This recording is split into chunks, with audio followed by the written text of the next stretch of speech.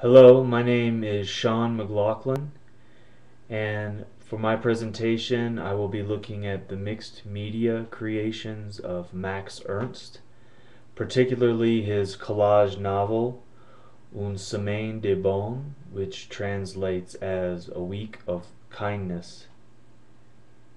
And my goal in this presentation, other than exposing you all to Max Ernst's art, is to show that given the Surrealist and Dada art movement's agenda to create a new art form divorced from tradition, that Max Ernst successfully achieves this goal in his collage novel Une semaine de bonheur, and by using both text and image, the artist is able to convey a greater level of meaning than had he just used one mode of representation. So in order to appreciate Max Ernst's art, it is important to know a little bit about the artist. And Max Ernst was producing his art in Germany in the early 1900s, and he was involved in the earliest exhibition of the Dada art movement. And that movement was very revolutionary in the art world, and they were seeking to produce new forms of art and new modes of representation to convey a greater immediacy and freshness to the art world. Ernst was involved in, as I said, the very first Dada art exhibition, and in this exhibition there were placed in front of the art images axes, and part of what they wanted the viewer to do was to pick up the axe and to participate in destroying the piece of art as part of the viewing experience.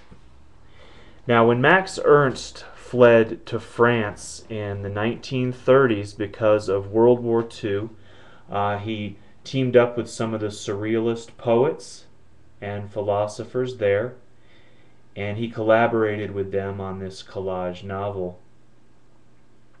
And what he did was, in this collage work, is broken up into 7 different parts. Each of the sections has a day of the week, an element, and an example.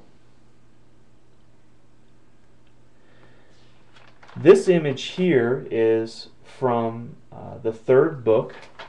The day is Tuesday, the element is fire, and the example is the court of the dragon. At the beginning of each section, Max Ernst included the texts from some of the surrealist poets and writers. Now, the surrealist agenda was to use a method of art production that André Breton described as automism. And the goal of producing art in this way was to bypass the rational mind and to access some of the deeper layers of the subconscious. And by doing that, they were trying to produce art that had greater depth and contained more of the complete psyche of the human artist. And I think they're conveyed very well in these collages. The text that accompanies this section reads, "I saw that the Marquis de Vanille was holding a bitch in heat. 2 people arrived who resembled each other. One was carrying a gold collar, and the other had his throat filled with saliva, also called spittle, and both wanted to have the bitch. The man who wanted to put the gold collar on the bitch was bitten by it, and when the bitch had received the collar, it became a young lady. When she had put aside the collar, she became a bitch again. The person who had spittle in his throat spat it on to her, and the bitch followed him and yielded to him. The text is from the Count de Permission from his Visions. The other text that accompanies this section is from Tristan Tzara, another prominent surrealist poet, and it reads, "Enter," he said, and there was light.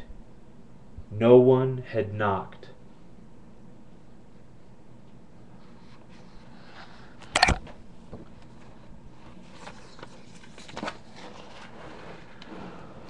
One of the things that Max Ernst achieves in these collages is that he reintroduces some of the elements of fantasy, eroticism, dreams, and instincts into images taken from modern cities and polite society. And one of the ways he achieves this in this section is by adding bird heads to some of the characters found in metropolitan city settings.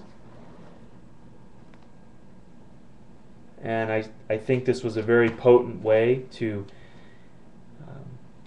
get at his idea of there needing to be a new way to express meaning in art. Here is the text that accompanies this section of images. The bird head images are from the fourth book.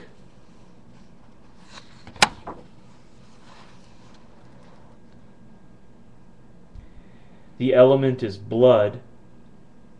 The example is Oedipus.